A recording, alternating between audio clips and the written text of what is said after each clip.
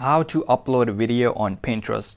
Hey guys, what's up? Welcome to How to Solution, and today in the video I'm going to show you how you can upload a video on Pinterest right in your PC. So first of all, open the browser that you're using. Once you open the browser, tap in a search bar and type Pinterest, press enter, and open the first link. Once you open the first link, then you've been taken to the Pinterest application on the Pinterest website. After that, make sure that you've been signed in into your account, and once you signed in into your account, make sure that you change your account into your business account. So in order to make your business account, you have to go on the upper right corner, click in a down arrow. Once you click on a down arrow, go into the settings. Now go into the account management. Now from here on, you can convert your account into your business account. So once you make a business account, after that, go on the upper left side. After that, tap on create idea pin.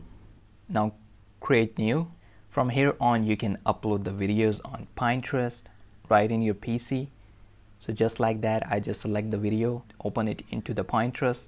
Now I can publish the video right from here. So this is it in this video. I hope you enjoyed the video, and if you have any question, you can ask me right in the comment section down below. I'll be answer them as soon as possible. I'll catch you up guys in the next video. Until then, have a good one.